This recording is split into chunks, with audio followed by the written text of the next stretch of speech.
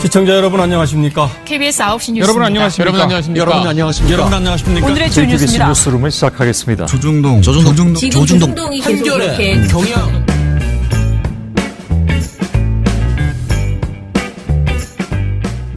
민원연의 미디어 탈곡기 328을 시작하겠습니다. 이렇게 소심하게 우레와 같은 반응을 보여주셔야죠. 안녕하십니까. 저는 민원연에서 사무처장을 맡고 있는 김원경입니다. 네, 활동가 엄재입니다. 네, 활동가 임동준입니다. 유정일입니다. 네, 저희가 오늘 다시 왔습니다. 동준 씨와 제 씨를 다시 부른 이유는 조금 이따 자세히 설명을 드리겠습니다. 저희가 오늘 도저히 안 하고 지나갈 수 없는 엄청난 중대한 사태가 벌어졌죠. 미리 알고 있었지만은 그 양승태 사법농단 관련해서 공개하지 않았던 문건 411건인가요? 그 문건을 공개하기로 되었고요. 그에 따라서 어제 오후에 조선일보 그 문제 10건 저희가 열심히 예전에 모니터를 해서 그 제목만 보고 모니터를 해서 결과를 알려드렸었죠. 아무래도 법원행정처에서 이거 좀 해줘라고 조선일보에게 부탁했고 조선일보가 그것을 굉장히 잘 들어준 것 같다라고 저희가 그렇게 개연성이 있다라는 그런 모니터 결과를 낸 적이 있습니다. 그런데 드디어 그 문건 전문이 공개가 어제 오후에 됐죠. 그래서 지금 사실은 저희가 오늘 이것을 하자니 내용이 저희가 이렇게 딱 쥐고 있는 내용이 없고요. 그렇다고 안 하자니 너무 서운하고 그래서 급조한 모니터팀 신문방송 모니터팀을 데리고 들어와서 관련 보도를 어제 했나 어제 저녁 방송사 그리고 오늘 아침 신문에서 제대로 다뤘나를 중심으로 조금 더 이야기를 해보려고 합니다. 네, 그리고 저희 지금 정책팀에서는요, 지금 조선일보 나온 문건 상세하게 어떻게 실제로 조선일보에 반영되었는지, 법원행정처에서 요구한 것이 어떻게 반영되었는지를 모니터링을 따로 하고 있고요. 그리고 또 조선일보뿐만 아니고 다른 언론사에 대한 그 통제 이런 것들도 들어있거든요. 네. 그것까지 다 합쳐서 이제 논평을 작성을 하고 있습니다. 그래서 아마 금요일 저희가 주성치 할 때까지는 그게 나올 것 같은데요. 그 전에 저희가 급한 대로 오늘은 한겨레 보도를 좀 스크랩, 미디어 스크랩 겸 해서 이야기를 드리겠습니다.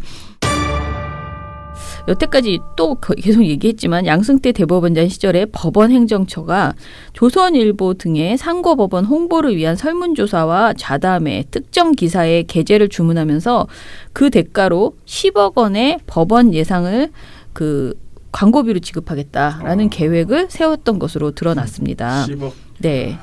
행정처가 기사 거래를 시도한 것인데요. 검찰 내부에서는 국고행정 예비 혐의로 수사할 사안이라는 이 말은 너무 웃기다. 국고행정 예비 혐의로. 예비 혐의.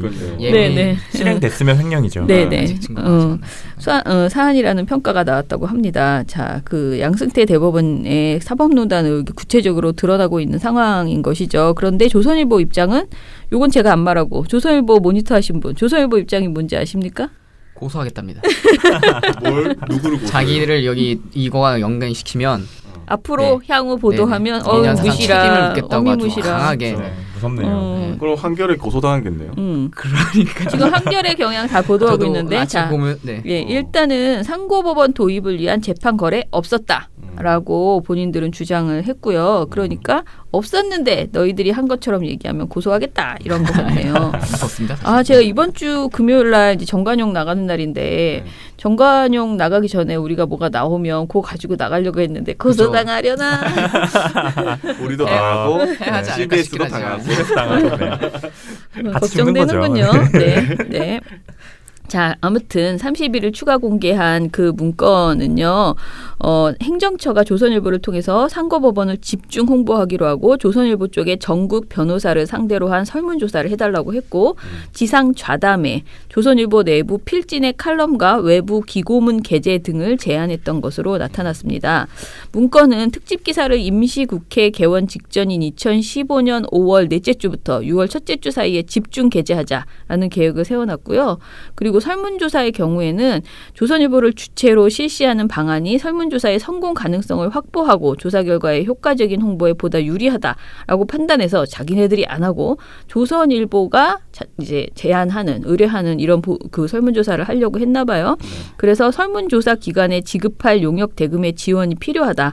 조선일보에 상고법원 관련 광고 등을 게재하면서 광고비에 설문조사 실시 대금을 포함해서 지급하는 방안을 검토하자라고 이야기를 했습니다. 자, 이게 그러니까 문건에는 법안 예산 가운데 일반 재판 운영 지원, 일반 수용비 중에서 사법부 공보 홍보 활동 지원 세목으로 9억 9,900만 원까지 편성이 돼 있다고 합니다. 그래서 아주 구체적으로 어느 세목에서 얼마를 쓸 수 있다라는 것까지 적시되어 있다는 것이죠. 실제로 조선일보가 이런 설문조사를 했다라는 이게 그런 보도는 없어요. 저희가 보도를 찾아봤을 때 그런 보도는 없어요. 네, 다만 상고법원 보도와 관련해서 협찬금, 광고비 등이 대법원에서 조선일보로 넘어갔는지는 향후 검찰이 확인해야 될 부분이다라고 한겨레는 그렇게 썼습니다.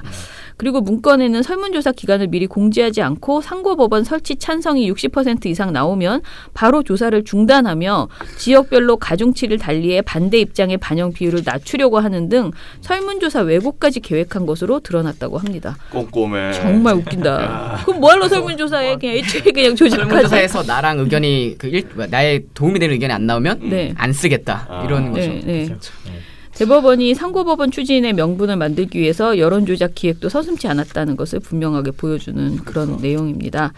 네, 뭐 이것 말고도 사실 굉장히 많아요. 우리가 그동안 얘기했던 상고법원 찬성 보도 사실 이미 우리가 밝힌 것만으로도 꽤 많았어요. 그러니까 이전에는 상고법원에 분명히 부정적인 입장을 보이던 조선일보가 2015년 2월부터 점점 아주 노골적으로 그러니까 찬성하는 상고법원이 필요하다. 절실히 너무너무라는 갑자기 그런 그 기고문들이 계속 이제 쏟아졌었다라고 우리가 지적을 했었는데요. 그래서 요 관련된 보도들 이제 좀 더 모니터해서 자세히 알려드리고요.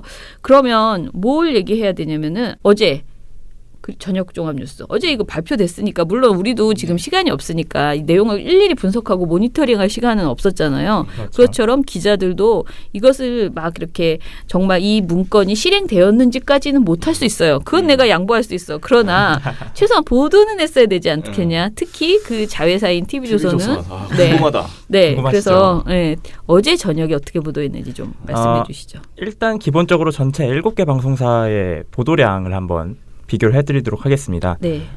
KBS는 4건이었고요. 네. MBC는 3건, 그리고 SBS 5건, JTBC 6건, 이제 이 다음 TV조선인데 궁금하시죠? TV조선이 2건이 있었습니다. 네. 그리고 채널A도 2건, 네. 그리고 MBN 5건이었는데요. 네. 그렇다면 이 방송사들이 얼마나 이걸 중심 소재로 다뤘느냐를 네. 보도 순서로 따질 네. 수 있겠죠. 네. 톱으로 다룬 방송사가 3개 방송사가 있었습니다. 네. KBS, MBC, JTBC 이렇게 3개 방송사가 톱으로 다뤘고요. 그 다음으로 우선순위는 MBN이었습니다. MBN이 폭염 소식을 다루고 세 번째 소식으로 요 사안을 다뤘고요. 네. 그 다음 이제 SBS인데요. SBS는 7번째였는데 SBS 역시 폭염 관련 소식을 5건 앞에 다루고 이어서 이 사법농단을 다뤘고요. 그 뒤에 나오는 게 채널A입니다. 근데 이 채널A부터는 좀 의미 있는 숫자가 나옵니다. 채널A가 요걸 17번째 소식으로 다뤘어요. 17번째? 완전히 뭐 거의 배제된 단신, 뉴스. 단신으로 해야지. 맨 뒤로 가면 갈수록 중요치 않은 뉴스라고 보는 건데 요걸 중요치 않은 뉴스로 본 거죠. 그런데 요걸 뛰어넘은 TV조선은 19번째로 다뤘습니다. 아니 하루에 몇 개가 나오는데 19번째. 19번째로 다루는 것도 이제 2건밖에 되지 않는 거죠. 참 웃깁니다. 문건이 지금 100몇 개가 공개가 됐는데 네. 겨우 2건 내면서 19번째로 다뤘다는 건 보고 싶지 않은 거죠. 네. 하기 싫은데 억지로 했나 봐요. 그죠? 그러니까. 안 할 수는 없고. 시간 남아서 막 한 거야. 그래서 네. 제가 이걸 보다가 네. 이 7개 방송사가 과연 조선일보를 언급을 했을까? 네. 왜냐하면 문건 내용에도 그리고 대놓고 문건의 이름에 나오잖아요. 조선일보가. 제목이 조선일보. 그리고 상당히 다양한 파일로 나오죠. 그렇기 때문에 조선일보를 언급을 했을까 안 했을까를 OX를 쳐가면서 네. 봤는데요. 네. 먼저 지상파입니다. 네. 지상파는 KBS, MBC, SBS가 모두 언급을 했습니다. 네. 뭐 당연한 순서죠. 당연하죠. 그리고 종편을 넘어왔더니 JTBC는 당연히 언급을 했고요. TV조선과 채널A, MBN이 일단 TV조선을 제외하고 채널A, MBN부터 말씀을 드리면 없었습니다. 조선일보가 등장하지 않습니다. 네. 그럼 뭐 잠깐만. 굉장히 웃기죠. 그럼 조선일보 안 하고 뭐라고요? 조선일보 안 하고 이제 여타 다른 문건 내용들을 하는 거죠. 뭐 정치권 로비 현황, 뭐 이런 것들을 다루는 거죠. 다른 것들을 그렇죠. 네. 다루는 네. 거구나. 그리고 TV조선을 제가 왜 애매하다라고 표현을 했냐면요. 저는 네. 이거 세모를 쳤는데 네. TV조선 보도 내용을 좀 설명해드리겠습니다. 네. 요 앞선 내용을 좀 미리 설명을 하고 들어가야 되는데요. 요 문건 내용에 보시면 대법관들이 일반 국민들은 굉장히 이기적이다. 이기적인 존재들이다. 라는 걸 문건에 적어놨어요. 네, 네. 이제 이 내용을, 이 문건을 비판을 하는 거죠. 그러면서 이제 일반인들, 대중들에게 요 상고법원 설치를 찬성하게 만들기 위해서 설명을 해줘야 된다. 근데 그 설명을 언론을 통해서 해야 된다라는 네. 지점을 이제 보도를 하는 거죠. 네. 자연스레 이러면 조선일보가 나올 수밖에 없지 않습니까? 네, 네. 대놓고 조선일보가 있었기 때문에.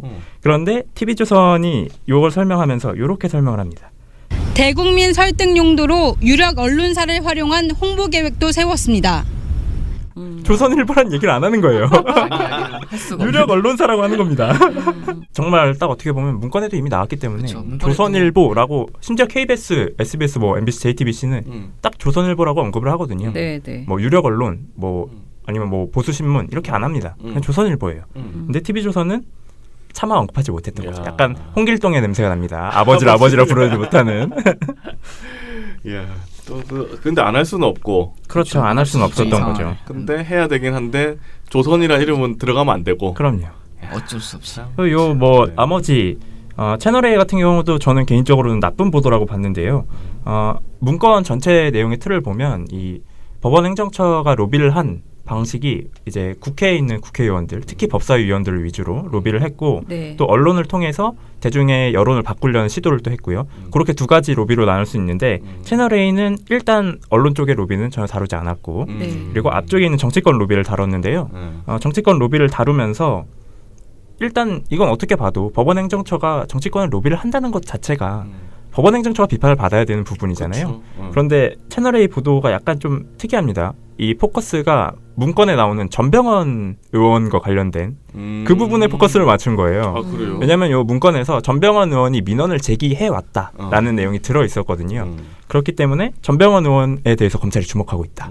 하지만 채널A 취재 결과 전병헌 의원이 전화를 몇 차례 시도했으나 받지 않았다. 뭐 이런 걸 이제 보도한 거죠. 남만 취재하자면 네. 진행하 좀 취재하라 그래. 정말 웃깁니다. 조선일보는 그래서 전반적으로 보면 지상파와 JTBC는 확실히 조선일보에 대한 문제 제기를 했고 TV조선은 자사가 아닌 것처럼 유력 언론이라고 보도를 했고요. 채널A와 MBN은 친구 감쌌다. 네, 그렇게 볼 수 있었습니다. 근데 사실 다른 것도 다 중요하긴 하지만 내 눈에는 지금 조선일보가 제일 중요하기 때문에 세모 말이 세모지 거의 뭐 조선일보 안 했네요. 그러니까 TV조선이 아예 숨긴 보도하지 거죠, 않았다. 정말. 라고. 네, 좀 창피하긴 하겠죠.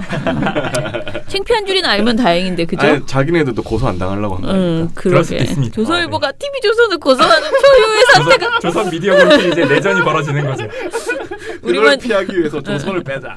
네, 그러니까 우리만 좋아하고 있는 것 같아.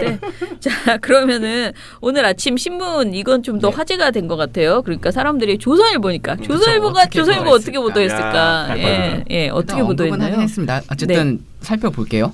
그러니까 오늘 아침 조중도 뭐 한겨레 경향 한국 서울 7개 신문을 봤는데 네, 일단은 조선중앙동아는 대부분 이 사건을 축소하거나 아니면 물타기하는 형식으로 이제 보도를 했거든요. 네, 그래서 이 축소를 어떻게 하냐 보도 건수를 살펴보면 이 방송이랑 비슷합니다. 뭔가 그러니까 한겨레 9건, 경향 8건, 한국 5건, 서울 7건 뭐 이 정도 다른 신문사를 보도를 했는데 동아는 5건, 근데 조선일보는 2건, 중앙일보는 2건 보도를 했어요. 네. 근데 이것도 다 조선과 중앙 일면이 아니거든요. 근데 나머지 신문사는 다 일면에다 그래도 했고 사실 일면 톱은 한겨레랑 이제 서울신문 일면 톱을 했지만 그 나머지 동아랑 한국은 그냥 일면 하단에만 그러니까 이렇게 말고 했는데 조선과 중앙은 일면에 보도조차 하지 않았죠. 네. 그리고 조선일보는 이게 말이 2건이지 한 건은 되게 작은 박스 기사예요. 그래서 이면에다가 이 신면에 기사 이어진다고 약간 예고편스럽게 넣은 거 빼면은 사실상 한 건밖에 보도를 안 한 거라고 볼 수밖에 없죠. 이렇게 굉장히 보도 건수가 적었고 그 보도 내용을 보더라도 어떻게든 약간 이걸 좀 축소시키려는 모습을 많이 보입니다. 그래서 그 조선일보 보도 제목이 대법원 사법행정권 남용 무관하다던 문건 뒤늦게 모두 공개해요. 약간 좀 그렇죠. 뭔가 약간 뒤늦게 모두 공개. 약간 관련 없다더니 왜 이제 와서 공개했어라는 약간 뉘앙스를 풍기면서 소제목을 뭐라고 쓰냐면 양승태 행정처 재판거래 근거는 안 나와 이렇게 되어 있어요. 그리고 상고법원 도입 전략 당긴 문서 많았지만 대부분 검토 단계 그쳐 이렇게만 되게 이제 낮게 보는 거죠. 그래서 중앙일보도 그 사설에다 이렇게 써놨거든요. 법원행정처 일탈과 김명수 대응 둘 다 문제다 이런 식인데 네. 법원행정처의 행동을 일탈로만 규정한 거죠. 사실 우리가 일탈이라는 단어 굉장히 많이 보게 되잖아요. 네. 그냥 이거는 행정처가 일탈한 거다. 사실 어떻게 보면 법원 행정처나 아니면 대법원에서 의지를 가지고 정방위적인 로비를 펼친 건데 일탈이다 이렇게 되게 축소해서 보이는 게 보였고 동아일보 같은 경우는 재판 거래란 말이 나오지도 않아요. 그러니까 사실 이 문제가 재판 거래에서 시작을 하잖아요. 그렇죠. 그래서 저희가 그 스크랩 마스터라고 이 신문 검색하는 프로그램이 있는데 제가 처음에 재판 거래라고 검색했더니 동아일보 기사 한 건도 안 나오더라고요. 그래서 동아일보가 보도를 안 했나 해서 찾아봤더니 그래도 5건을 보도했는데 그 와중에 재판 거래란 말이 등장하지 않는 거예요. 그냥 사법 행정권 남용이라는 표현만 쓰지. 야, 금지어구나 거기서는. 약간 그렇게 되는 거죠. 약간 은폐하려는 모습. 어. 이런 식으로 축소를 했고 그다음에 이제 조선일보가 어떻게 자기의 이 이야기를 어떻게 풀어나가는지 어쨌든 언급은 했거든요. 얘네 언급 안 했어. 그럼 조선일보는 네, 언급은 했습니다. 네. 근데 이제 굉장히 애매하게 일단 했는데 소제목이 이런 식이에요. 김무성 우유근 통해 의원 접촉, 조선일보, 경향신문 등의 홍보예요. 그러니까 조선일보와 경향신문 약간 나란히 놓는 거죠 지금. 나한테만 한 거 아니야. 경향신문에도 했어. 막 이런 약간 이런 식으로 빠져나가는 게 보이고 그다음에 본문에서는 그 내용 이제 언급하면서 이는 행정처가 일방적으로 작성한 것으로 본지와는 무관한 내용이다라고 이렇게 거의 뭐 발뺌한 거죠. 나랑 관련 없다. 나 사실 그러니까 네.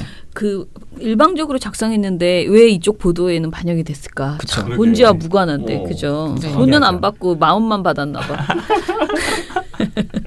아니 그 문건에 보니까 네. 조선일보 무슨 뭐 부장인가 뭐 기자하고 차장하고 3월달에 한번 만납니다. 네, 만나가지고 만날 뭐 수 밥 있다고 먹는 보는데. 거 네. 하면서 뭐 거기다 내용에다가 그럼요. 언론을 이용하는 거를 뭐 이렇게 해라 이거를 다 적어놨더라고요. 그 문건에 다 나와 있던데. 그렇죠. 그러니까 뭐 저희가 오늘도 그 발표를 하겠지만 그러니까 한겨레도 나오는 내용이거든요. 이게 문건 안에 집중 게재 시기 5월 4주에서 6월 1주 이렇게 돼 있어요. 근데 실제로 5월 28일 날에 조선일보에서 기사를 4건을 내놨거든요. 네네. 어쨌든 뭐 인과관계를 뭐 아니다 치더라도 이런 게 너무 많아요. 이거 앞뒤가 이렇게 그 계획서에 나와 있는 대로 이 만나서, 법원행정처에서 요구한 대로 뭔가 뒤에서 이뤄진 정황들이 굉장히 많기 때문에 제가 문건을 보니까 거의 뭐 조선일보가 코치를 해준 것 같은 그런 느낌. 네. 법원행정처가 코치를 해서 조선일보가 약간 받아쓰지 않았나 이런 생각이 좀 들거든요. 그러니까 네네. 서로 이제 왔다 갔다 했다. 저는 그 생각이 들더라고요. 어쨌든 조선일보는 지금 이걸 어떻게든 축소하려고 참 많은 내용을 담았어. 이 한 건의 기사 안에 되게 네네. 재밌는 표현들이 많거든요. 네. 뭐 또 뭐가 있냐면 일각에서는 대법원이 너무 무책임하다는 지적이 나온다. 너무 무책임하게 이거 공개해서 네, 왜 그러냐면 사실관계가 확인되지 않은 문건을 공개했다는 거예요 지금. 너무 무책임한 거 아니냐. 그거를 공개 안 한다고 우리가 그렇게 그러니까요. 비판해가지고 공개한 건데요. 참. 이런 식으로 계속 이제 물타기를 하고 있는 거죠. 뭐 그리고 계속 이런 거예요. 이제 여기 그 문건 보면 문재인 대통령하고 뭐 접근하려고 그러니까 당시 그 새정치민주연합 대표였죠. 그때 이제 접근하려고 했던 게 있어요. 문건 내용에 이제 이 얘기도 같이 실어 놓는 거죠. 그래서 그 새누리당한테만 한 게 아니라 민주당한테 한 거다. 그러면서 소제목으로 뭐라고 다뤘냐면 검찰 검사 27명 투입해 민주당 의원과 재판 거래 등 전방위 수사해요. 민주당 의원이 나왔네. 그러니까요. 새누리당 의원을 넣을 거면 새누리당도 같이 넣어야 되는데 이것만 보면 되게 민주당하고 뭐 그냥 대법원 다한 행정처하고 것 거래를 했나 보다라고 느낌이 들 정도 이런 소제목을 쓰거든요. 네네. 네, 그런 보도를 보였습니다. 자, 그런데 우리가 사실 오늘 논평에서 이제 이 얘기도 좀 하긴 해야 되는데요. 지난 2012년에 이제 방응모 전 조선일보 사장이 친일 행위로 항소심이 있었어요. 그런데 이제 방응모가 누구냐? 조선일보의 지금 반가들의 할아버지죠. 진짜 제대로 된 조선일보 회장이시죠. 근데 이제 방응모 사장이 이제 그 당시에 친일 행위를 했다라고 해서 이게 재판이 있었는데 이 재판이 5년 가까이 지난 2016년 그러니까 2심 이후 5년 동안 선고를 안 한 거예요. 그래서 2016년에 11월에 대법원 판결이 났거든요. 그럼 2심까지 어찌됐든 이제 대법원에 가면 이렇게 오래 기다리진 않잖아요. 그런데 이제 엄청나게 이제 지지를 끌고 있었어요. 그런데 지금 우리가 말하는 이 시기가 2015년입니다. 그러니까 자사 사장, 초대 사장이죠. 그 정말 조선일보 창업주인 초대 사장의 친일 행위에 대한 대법원 판결을 앞두고 있는 상황이 2015년이에요. 그런 시기에 대법원 법원행정처에서 저런 서류를 들고 와서 우리 항고법원 하고 싶으니까 찬성해줘. 라는 이런 보도를 해줘. 게다가 돈도 준대. 10억. 뭐 이렇게 된 거죠. 사실은 돈은 한 푼도 안 줘도 조선일보는 대법원 말을 들을 수밖에 없는 이거는 저는 사실은 굉장히 대법원이 더 잘못했다는 생각이 있어요. 왜냐하면 예, 지금 여기 약정 걸려 있거든요. 약정 걸려 있는 지금 상황이야. 조선일보가. 그런데 법원이 그런 상황에서 와가지고 이런 거래를 시도를 한 거죠. 돈도 준다고 하면서 자신네들을 위해서 한마디로 보도를 보도 이게 나쁜 보도 아니지 않냐 이러면서 사기치는 거 아니지 않냐 이렇게 했겠죠. 그렇게 이제 했어요. 그래서 이때 당시에 현직 판사 그러니까 허용구 대부지법 부장판사가 법원 내부방을 통해서 이것이 재판거래 의혹이 있다라고 지적을 했습니다. 뭐라고 쓰셨는지 한번 읽어드리면요. 허용구 판사가 했던 말이에요. 2015년 대법원에서는 조선일보 사주였던 방응모의 친일 반민족 행위 행정소송이 진행 중이었습니다. 대법원은 2심 판결이 난 지 약 5년이 지난 2016년 11월에 이르러서야 파기환송 판결을 선고했습니다. 언론 권력인 조선일보와 재판거래 사실이 아니길 빌 뿐이지만 있어서는 안 되는 일이었기에 감추어서도 안 되고 수사를 피해서도 안 됩니다. 라는 글을 법원 내부 게시판에다가 올린 거예요. 자, 이 정황을 생각을 해보면요. 게다가 결국은 2016년 11월에 방응모에게 굉장히 유리한 재판 결과가 나왔어요. 그러니까 일부만 인정을 하고 방응모가 마치 친일 안 한 것처럼 그런 재판 결과가 나왔거든요. 그러니까 결과적으로 봤을 때 이거는 누가 봐도 명백한 사법 거래다. 돈이 오간 것보다 나는 더 나쁘다. 돈 10억 그거 조선일보한테 돈도 아닐 수 있어요. 오히려 그러니까 물론 돈이 큰 돈이지만은 오히려 방응모의 친일이 정말 어떻게 되느냐 이게 판결이. 더 친일 판결이 훨씬 더 큰 일이었는데 이것을 앞둔 상황에서 이런 거래가 오고 갔다라는 점에서 굉장히 문제고요. 또 이거 말고 또 하나의 의혹이 있습니다. 그 수원대학교가 조선일보의 사돈지간이라는 건 아시죠? 그래서 굉장히 여러 가지 일들이 이렇게 말들이 수원대학교 관련해서 조선일보가 너무 비호적인 그런 보도를 한다라는 지적이 있었거든요.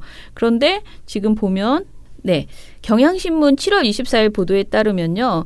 검찰은 양승태 대법원장 재임 시절 법원행정처가 방상훈 조선일보 대표의 사돈인 이인수 전 수원대 총장의 형사사건 진행 상황을 지속적으로 관리했다.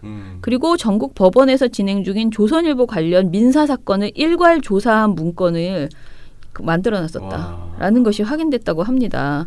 그러면 조선일보가 내가 네 뒤를 다 봐줄게. 너가 관련된 모든 재판들, 심지어 사돈 재판까지 다 내가 관리해줄게. 그러니 우리에게 충성을 다하는 그런 보도를 내놔라고 얘기한 것과 이게 뭐가 다르냐는 거죠. 이 두 가지가 지금 둘 다 사법거래로 보일 수밖에 없다. 그러니까 법과 보도를 맞바꾸는 판결과 보도를 맞바꾸는 이런 결과로 나올 수밖에 없다라는 생각이 들어요. 그래서 이 두 가지 모두 사실은 어떻게 보면은 조선일보도 그렇고 이 양승태 대법관 이쪽도 완벽하게 정말 특검이 필요한 건 이쪽이 아닌가 그런 생각이 들어요. 왜냐하면 이건 사법부가 해야 되는 거잖아요. 근데 못할 것 같아 제대로. 그러게요. 네, 그래서 보통 일이 아니다. 사실 이거는 조선일보에게는 엄청난 어떻게 보면 우리가 국민이 조선일보를 바로잡지는 못하겠지만 조선일보가 조금이라도 쫄 수 있게 하는 굉장히 큰 빅 이벤트의 시기다 지금이 그런 생각이 들거든요. 그런데 조선일보가 저렇게 어물쩍 넘어가려고 하고 게다가 지금 장자연도 있어가지고요. 굉장히 조선일보는 분명히 자기네들의 입장을 그러니까 맨날 고소로 이렇게 대충 해서 왜냐면 고소하면 뭐해 법원이 자기 딱 봐주고 있었던 여태까지 그랬던 거잖아요. 그러니까. 사실 장자연 문제도 그렇고 생각해 보면은 조선일보 관련된 재판에서 너무 조선일보는 절대 권력을 휘두르면서 다 그냥 지나가 버렸잖아요. 그런 생각을 하면 우리가 지금 이번 사태로 이제 단순히 문건 건이 아니다. 문서 10건이 아니다라는 생각이 들고요. 요거 우리가 잘 활용해야 합니다. 우리 국민이 정말 그동안 조선일보한테 얼마나 많은 그 왜곡 보도로 당해왔습니까? 근데 이것이 하나라도 뭐 이게 뭐 여기 법원 행정처에만 돈을 받았겠어요? 그런 것들을 우리가 찾아내서 모든 걸 할 수는 없으니 요 단초를 가지고 요거 하나만이라도 제대로 밝혀내는 특히 사법과 그 자신들의 그 이권을 가지고 맞바꾼 것이 있는지에 대해서 이거를 꼭 검찰 조사가 필요하다라는 생각이 듭니다. 자, 그러면 나머지는 저희가 논평으로 그러니까 그 주성치로 설명을 드리고요.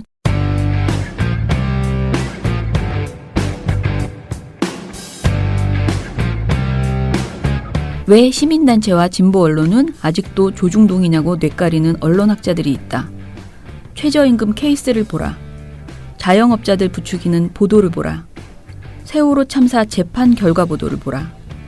부동산 관련 보도를 보라. 재벌 감싸기 보도를 보라.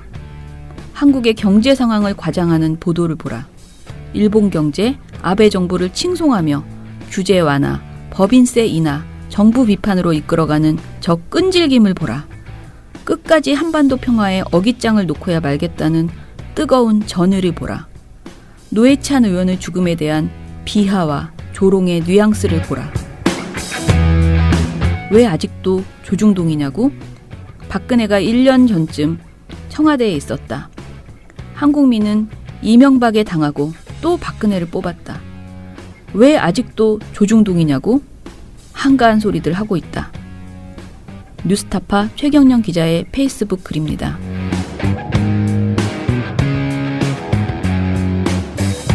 여기 조중동의 대표 저격수 민주언론시민연합이 있습니다. 민언연의 회원이 되어주세요. 조중동을, 그 종편을 철저히 감시하고 견제하겠습니다. 민언연의 회원이 되는 순간 회원 역시 조중동의 저격수가 되는 것입니다. 문의 전화는 02-392-0181입니다. 자, 우리가 요즘 모니터 보고서가 제법 많이 나오고 있습니다. 이게 너무 또 지나버릴 것 같아서 몇 건만 오늘 두 분이 들어온 김에 하나씩 털어보겠습니다. 먼저 방송부터, 왜냐하면 방송은 정말 긴데요.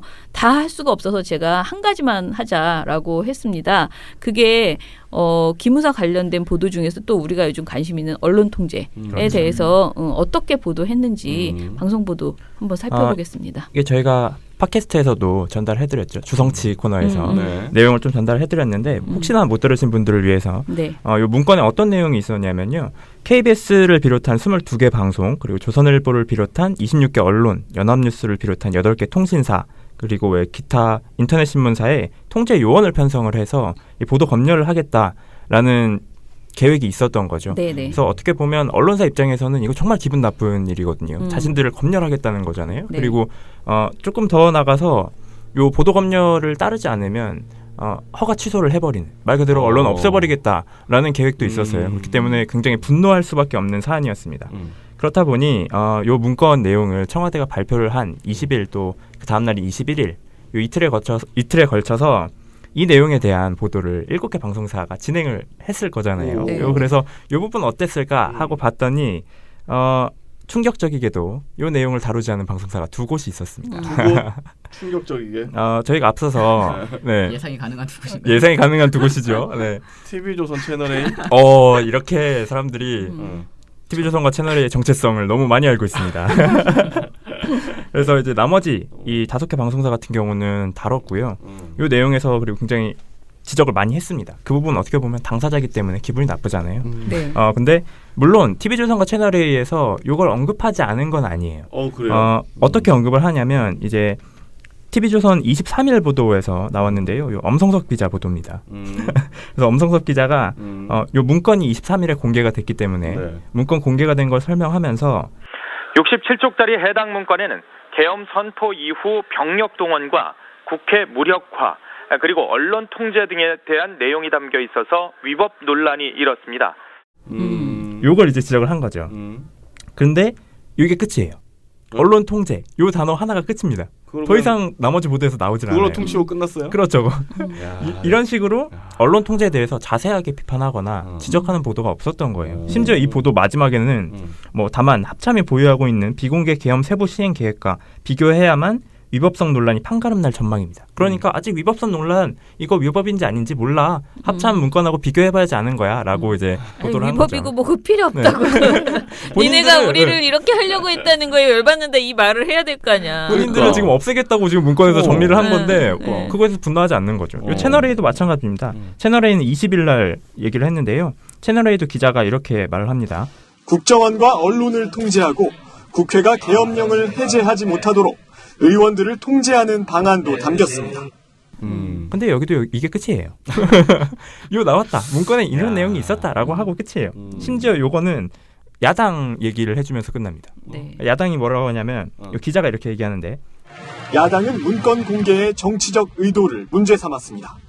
최근 최저임금 문제로 대통령 지지율이 급격하게 떨어지는 것을 막기 위한 정치적 술수로밖에 보이지 않습니다. 채널A 뉴스 박민우입니다.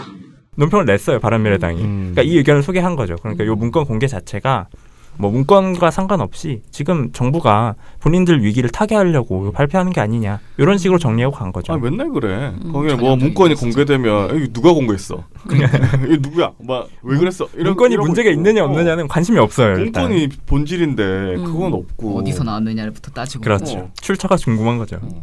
궁금하지 않습니다. 그냥 하는 말이 그냥 물 타는 거죠 계속. 네. 자, 그러면은 아무튼 저런 정말 자존심 없는 그런 행태를 보였다라는 것이고요. 자, 그러면은 사실 어제 발표한 보고서 중에서 사실 제가 보기에 더 중요한 것은 지금 제이 씨가 하려고 하는 내용 말고 나머지 두 건이 전 더 중요하다고 생각해요. 네. 그런데 이제 하나는 뭐였지 갑자기 전교조예요. 네, 전교조. 맞아. 근데 이게 너무 복잡해요. 그래서 요거는요, 별도로 제가 정교조에 헌정하는 방송을 하나 하겠습니다. 지금 너무 고생 중이신 우리 정교조. 진짜 너무 마음이 안쓰러운데 정교조 관련된 내용은 따로 한번 날을 잡아서 하고요. 그리고, 또 이제 국가인권위원회에서 그 유경식당 있잖아요. 탈북. 네. 그 문제, 그것을 또 이제 직권조사를 하겠다고 발표를 했어요. 그랬더니만은 또 웃기는 보도를 조선일보가 또 하나 냈더라고요. 네, 민변 뜻대로 돌아간다는. 제목이 민변 뜻대로야. 민변 뜻대로. 민변 뜻대로. 제목부터 제목이. 명확합니다. 그러니까 이게 근데 이 모니터 보고서의 전부야. 민변 뜻대로. 뭐니? 뭐 있다고 제목을 붙였어 이게. 근데 이제 정말 다 길게 썼지만은 결론은 그거 하나야. 어디가 이게 민변 뜻대로야 도대체가. 말도 안 되는 제목을 지금 붙여놓은 거죠. 예. 정말 성실하네요. 조선일보. 그죠? 모든 문제에 다 사사건건 이렇게 네, 끼어들어서. 네. 그러니까. 부지런해. 그래, 그거 배워야 돼. 머리에 딱 들어오게 하지 않습니까? 네, 이게 네. 딱. 그러니까. 민변 때문에 그런 건가? 네. 이렇게. 민변 뜻대로. 그런 건 아무튼 일관되고. 그런 보도를 해놨거든요. 근데 그거 말고 제이 씨 마음에 쏙 들어온 보도가 하나 있었나 봅니다. 그것에 대해서 얘기해 보시죠. 네. 이거 약간 좀 읽다가 되게 재밌어서 이제 네. 했거든요. 너무 어이가 없어서 재밌었거든요. 네, 네. 그러니까 이 언론사들이 계속 뭐 예전부터 최저임금 탓 엄청 많이 했잖아요. 네, 근데 이제 근로시간 단축도 탓하기 시작했어요. 근데 동아일보가 휴가가 망친 게 근로시간 단축 때문이다라는 기사를 냈어요. 이게 진짜 누가 휴가를 망쳤는데? 이게 그 사례를 일단 제시를 해놨거든요. 네, 네, 그래서 네. 대학생 김모 씨가 이제 강원도로 휴가를 갔어요. 대학생 김모 씨가 아, 네. 휴가를 망친 게 23살짜리 이 네. 친구가 아 그거는 네 강원도를 웃기네요, 일단 아직 시작 안 했습니다. 벌써 웃기네요. 근데 이 대학생 강원도를 휴가를 가가지고 버스를 기다리는데 응. 버스가 안 온다는 거예요. 그래서 왜 이렇게 안 올까 하다가 1시간 정도 기다렸다가 가서 이제 터미널 운전기사한테 물어보니까 응. 버스 운전기사한테 물어보니까 응. 아 요즘에 근로시간 단축 때문에 그 버스 기사가 없다. 그래서 그 노선을 단축해서 그렇다. 이러면서 이 터미널에서 시간을 허비한 김 씨는 결국 강릉 유명 맛집에서 점심을 먹으려던 계획을 포기했다.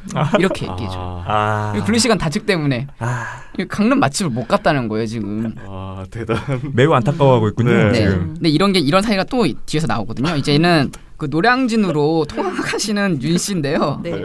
통학. 네, 좀 멀리서 학생이네, 또? 네네. 이분도. 충남 아산시에 사시는데 이제 그 거기까지 가는 거예요 통학을. 근데 늦게 올 거 아니에요. 그 거기 도착하면 기차 타고. 근데 이제 그 막차 시간이 끊겨가지고 이렇게 인터뷰를 실었어요. 이달 들어 막차를 녹쳐 택시를 타는 날 많아 부모님 눈치가 보인다. 이 근로시간 단축 때문에 우리 이 공무원 준비하는 사람인데 공시생이 부모님 눈치를 보고 있다는 거예요. 이게 왜 이렇게 됐냐면 이게 사실 사회적 문제이긴 하거든요. 그러니까 7월부터 300인 이상 사업장을 대상으로 노동시간 단축제가 시행이 되잖아요. 네네. 근데 이제 버스 업계 같은 경우는 이제 68시간 일단은 68시간 안에 근무를 해야 되고 내년부터 52시간이 적용되는데 맞네. 이게 작년 7월에 졸음운전으로 그 18명의 사망 사건을 낸 경부 고속도로 M버스 사고 다 기억하실 거예요. 근데 그분이 뭐 거의 진짜 말도 안 되는 살인적인 노동을 하다가 이 졸음에 못 건드려서 사고를 냈으니까 이제 이 노동 강도를 좀 줄여야 된다 이런 논의가 많았고 뭐 우리나라 이 노동 강도가 워낙 심하니까 그래서 이렇게 근로시간 단축이라는 제도가 도입됐는데 이 버스 기사들이 이제 임금 삭감이 어쨌든 될 거 아니에요. 근로시간 단축됐으니까. 그래서 이제 이 준공영 제한은 이 서울이나 아니면 광역시는 그나마 좀 낮대요, 벌이가. 그래서 이제 다 그쪽으로 가려고 하는 거예요. 근데 지역은 그 임금이 너무 낮으니까 안 하려고 하고 이런 문제가 있는 거죠. 사회적인 문제가 있는 거고. 그런데 이런 거에 대해서 뭐 준공영제를 확대하든지 아니면 좀 정부가 개입해서 문제를 해결해야 된다라는 식으로 가야 되지 않겠습니까? 근데 이 기사만 보면은 마치 야 이거 휴가 망가질 테니까 우리 다시 근로시간 68시간으로 돌아가자라는 내용이 될 수밖에 없는 거잖아요. 그런 지적을 안 하거든요. 이게 그냥 휴가 망했다. 좀 공시생이 부모님 눈치 본다. 이 정도 수준밖에 안 되는 기사를 내는 거죠. 네. 네. 좀 멍청한 기사죠. 진짜 멍청한 기사예요, 사실. 이게 뭐야? 그러니까 우리가 이렇게 이런 보도는 한마디로 말해서 왜 이렇게 꼼꼼하게 반박할 가치가 없는 멍청한 보도. 대학생이 여행을 갔는데 그거를 망친 게 근로시간 단축 때문이다. 생각해봐도. 근데 저도 이제 친구가 자동차 뭐 이런 데 다니는 친구가 있어요. 이제 내 친구니까 걔는 좀 아주 낮은 그런 직급은 아닌 것 같은데 잘 살아. 그런데 걔 말이 그 근로시간 단축 때문에 이제 전체 그 공장에서 일하는 전체 그 직원들이 다 엄청나게 월급이 떨어지는데 왜냐면은 대부분의 그런 공장들이 기아고 뭐고 이런 대부분의 이제 걔 말로는 자기네 쪽 일이 뭐 노가다라고 말하는 그런 일이 그러니까 야근 수당과 이런 특근 수당 이런 것을 굉장히 많이 그쪽으로 월급을 보전받는 방식으로 월급 체제가 되어 있었다. 근데 나는 옛날부터 그렇게 하지 말고 기본급을 올리고 이렇게 해야 된다고 계속 싸웠는데 그런데 어찌됐든 주머니 돈이 쌈짓돈이니까 어찌됐든 우리는 이거를 총액으로만 받으면 된다 해서 그러니까 경영진에서 계속 그 지금의 이 체제를 계속 유지시켰고 노동자들이 별로 항의하지 않고 계속 특근과 잔업 이런 것으로 계속 임금을 보전받아왔다. 그런데 아니나 다를까 이런 일이 벌어지니까 지금 완전히 다 월급이 퉁퉁 떨어져 나가는 이런 상황이 벌어진 거예요. 그러면은 고용시간 단축 때문에 노동자들이 실제로 월급이 많이 줄어드는 것은 사실이기 때문에 그분들이 체감으로 느끼는 정부에 대한 불만은 생길 수 있어요. 분명히 그건 있거든요. 그러면은 이 제도를 원래 애초에 내 친구 말처럼 애초에 이런 임금체제가 적절치 않았다라고 하면서 지금의 노동시간에 걸맞는 임금체제로 바꿔줘야 된다. 이걸 악용해서 그 경영진들이 말도 안 되는 행동을 하거나 그런 게 아니고 임금이 어느 정도 보전될 수 있게 그렇게 만들어줘야 되는 부분이 있고 그리고 또 다른 채용을 통해서 일을 아무튼 그 일의 목표가 있으면 그 목표에 노동시간이 줄어들었으니까 일을 못할 거 아니에요. 그러면 더 채용을 하거나 뭔가 방식을 바꿔야 되는 거잖아. 근데 노동자는 더 뽑기 싫고 지금 막 굉장히 고민되는 그런 상황인데 그런 것들에 대해서 전반적으로 짚어주는 그런 보도가 나와야 되는데 저 아까 그 보도는 지금 어떻게 하지 이런 생각이 드는 굉장히 난감한 보도입니다. 그렇다고 저 친구한테 야 너 뭐 이거 제가 지금 말한 그런 얘기들을 하면서 이런 보도를 했어야지 말한다고 말귀를 알아들을까 그런 생각도 좀 듭니다. 그런 고민조차. 목적을 가지고 하는 거 아닐까? 이렇게 근로시간 이렇게 부정이 많다. 다시 우리 가로 사회로 돌아가자. 약간 이런. 약간 근데 느낌이 기적의 논리네요. 네. 어떻게 해도 다 저기다 갖다 붙일 수 있을 것 같아요. 정책이 바뀌면 이런 현상이 생길 수도 있고 그걸 어떻게 그 조절해 가는 게 중요한데 그냥 문제점만 계속 주구장창 강조하고 있는 거죠. 이게 네. 그리고 일면 보도였어요 이게. 야, 아, 대단하네. 진짜? 저걸 일면에 실었군요. 일면이야 이게. 역풍이래잖아요. 역풍. 진짜 근로 단축의 역풍을 아직 안 당해봤나 봐 제가. 너무 모르는 것 같다. 열심히 과연 하는데 막. 휴가 가가지고 맛집에 못 간 게 역풍일까? 제대로 역풍을 한번. 솔직히 역풍이 없을 리는 없어요. 역풍은 그쵸. 반드시 옵니다. 네. 지금 부작용이 많아요. 그런데 계속 우리가 얘기하는 이 패러다임을 그냥 받아들여야 된다. 근로시간 단축되어야 되고 다 죽지는 말아야 노동하다 그러니까. 죽지는 말아야 될 거 아니야. 아니 그렇게 하다가 버스 사고 나면 다른 사람들까지 같이 죽는 거죠. 그러니까요. 그런 걸 막자고 지금 하는 거 네, 아닙니까? 그러니까 이걸 바꿔야 되는 것을 그냥 받아들이고 월급이 좀 노동자 입장에서 월급이 좀 떨어지더라도 그냥 삶의 질을 높이자라고 또 받아들이고 그러나 너무 떨어진다 이 제도로 인해서 불이익을 받는 것이면은 그거는 분명히 좀 개선이 필요하고요. 그 경영진도 경영진대로 그런 것 뭐 맨날 조금만 주려고 하고 말이야 그렇게 하지 마시고. 제가 안 읽은 엠버스 사고 때 그 기사가 하루 17시간 이틀 연속 일한 다음에 다음날 하루 쉬고 막 이런 근무 패턴이었대요. 거기서 어떻게 살아요 그거 가지고. 그러니까. 아이고. 이런 걸 좀 짚어줬으면 좋겠는데. 네. 참. 네, 알겠습니다.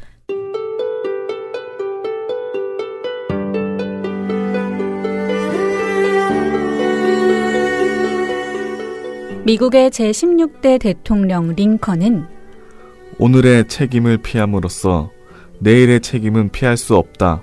라고 했습니다. 오늘날 망가진 언론을 그대로 둔다면 우리는 시민으로서 책임을 피하는 것 아닐까요?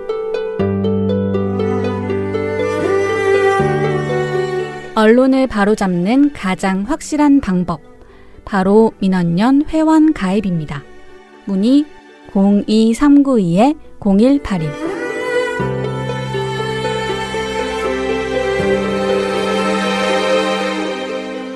자, 미령곰탱님 어제도 잘 들었습니다. 요새 무척 더운데 조중의 나쁜 보도는 오히려 불쾌지수를 높여주는군요. 가짜뉴스를 양산하면서 불쾌지수를 높여주는 조중 아웃.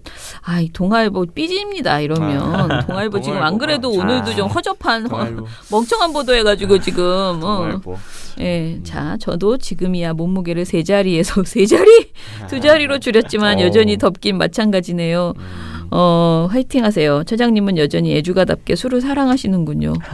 하셨습니다. 사랑 못합니다. 요즘 너무 더워서. 이처진 386님입니다. 네. 미탈은 이제 제 생활의 일부가 되었습니다. 더구나 오초롱 활동가는 제 딸아이와 이름이 같다 보니 또 다른 인연이 만들어졌습니다. 요즘 민연연을 제외하면 조선일보의 해악과 악마적인 행동을 비판하지 않으니 이 또한 분노합니다. 조선은 언론이 아닙니다. 그렇죠. 네. 언론을 빙자한 흉기임을 끊임없이 말해주는 민원연을 사랑하지 않을 수 없습니다. 저도 활동가님들도 지치지 맙시다. 라고 해주셨습니다. 네. 네, 정말 더위 먹지 마시고. 자, 레이니 칠세님 거. 네, 레이니 칠세님. 오늘도 방송 잘 들었습니다. 오늘 양승태 문건이 공개됐네요. 저희도 받았죠. 네. 이 문건에 관련해서 조선일보가 과연 내일 어떤 기사를 내놓을지 궁금하네요. 오늘 우리가 풀어줘서 참 보람 있습니다. 네, 물론 아무 기사도 내지 않을 가능성이 제일 높긴 하지만요. 요거는 예측을 또 틀리셨네요. 거의 안 된다고 봐야죠. 뭐 한 건인데. 오늘 문건 공개와 미탈 방송을 들으면서 조선일보에 과연 진실이라는 것이 있기는 한가 궁금해집니다. 자신들과 이념이 같으면 권력이 있으면 광고비만 준다면 어떤 기사도 진실처럼 포장해 내놓는 광고 찌라시만도 못한 신문은 아닌가 생각됩니다. 이 조선일보 들으면 아프겠네요. 약간 뼈를 때리는 것 같아서. 예, 그러니까 조선일보는 폐간만이 정답인 듯 합니다. 하는데 또 우리 봉우 씨가 좋아하는 말이군요. 자, 요즘 새로 나오는 민원연 광고들이 다양해서 너무 좋습니다. 특히 처장님의 왜 아직도 조중동인가의 광고가 제일 마음에 듭니다. 이게 벌써 나가고 있나 보죠? 네, 나가고 있죠. 가끔씩 경계를 늦추고 있다가도 그 광고에서 보라를 정신이 번쩍 든다거나 할까요? 유 부장님의 바람이 불어오는 거 제가 이건 들었습니다. 네, 빵 터져서 진짜 정말 성우 같은 목소리로. 네. 근데 가사 내용과 참 잘 맞더라고요. 네, 그렇죠? 네. 그러니까 그리고 이 믹싱을 너무 잘해가지고 되게 노래 잘하는 것처럼 느껴진다. 역시 천재 이피디님. 그 노래도 다 직접 녹음하신 건가요? 노래도 했는데 진짜요? 요 비하인드가 뭐냐면 다른 원곡이 있습니다. 그러니까요. 제이레빗이 부른 노래인데 그거와 이제 유민지 부장의 목소리를 같이 넣어가지고 그래서 이제 그 타이밍도 똑같이 하고 뭐 음도 똑같이 맞춰주고 해서 그렇게 만들었습니다. 그러니까 되게 노래를 잘하는 것처럼. 그러니까요. 너무 잘한다. 바람이 불어오는 곳 민원연 회원캠프 그곳으로 가네 9월 8일 9일 그대의 머릿결 같은 회원 여러분 나무 아래로 지금 신청하세요.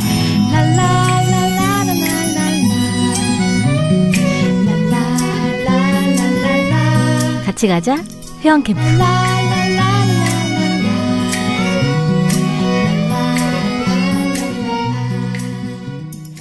그러나 저러나 여전히 우리 아빠는요. 끝까지 저를 두 번 죽이시는 거예요. 아유, 저는 아직도 어제도 말씀드렸지만 이게 최고입니다. 네네. 44404166님 더운 날씨에 고생이 많으십니다. 휴가로 부산을 갔다 올라왔습니다. 모두 휴가 계획은 있으신지요? 친구가 원전 관련 일을 해서 주워들은 것이 있어서 좀 안다고 생각하는데 조중동의 보도는 원전 지식 1도 없는 사람이 그냥 하는 얘기 같네요. 아무 생각 없는 건지 알고 싶지 않은 건지 폭염이 계속됩니다. 건강 챙기면서 일하세요. 내일은 뭐하지? 내일도 탈탈탈. 네, 수요일마다 뭐하지? 맨날 생각합니다. 맨날 제가 그게 걱정입니다. 참. 티에노님 원전 마피아들은 XX 피아 중에 아마 제일 사람들에게 지지를 못 얻을 거예요 라고 하셨습니다. 1. 낙검수가 벌써 9년 전에 핵피아 회의 내용 공개했고 2. 체르노빌 기억 못해도 후쿠시마는 다들 아는데 3. 언제부턴가 사람들이 좋아하는 서북 유럽 국가들은 탈원전이 대세라고 하면서 쭉 정리를 막 해주셨어요. 그러더니 근데 뭐하다 이런 소리를 적었는지 모르겠습니다. 적은 게 아까워서 그냥 둘게요. 하시군요. 네. 아트이십니다. 그리고 처장님 이제야 노는 것이 힘들다 느끼셨다니 그럼에도 다음날 쌩쌩하시다니 역시 소녀 하셨는데 안 쌩쌩해요 지금. 오늘 아침에는 눈이 안 떠져가지고 진짜 한참 생각을 했습니다. 아이고. 그러면 저희 내일은 봉우 씨와 함께 오래간만에 시방이 이야기 해보겠습니다.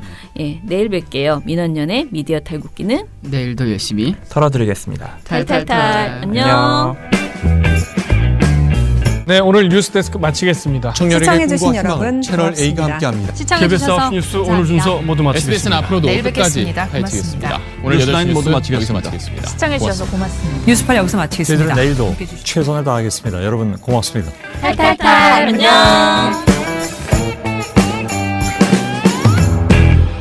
우리 아빠는 슈퍼맨이에요. 종편 막말 패널들도 퇴출시켰고요. 보도 지침 책도 만들었고요. KBS, MBC 적폐의 사진도 퇴출시켰고요. 언론 교육도 하고요. 매일매일 방송과 신문을 감시해요. 너희 아버지 뭐 하시는데? 민원연 후원해요. 언론을 정상화시키는 확실한 길. 한 달에 10,000원 민원연 후원으로 가능합니다.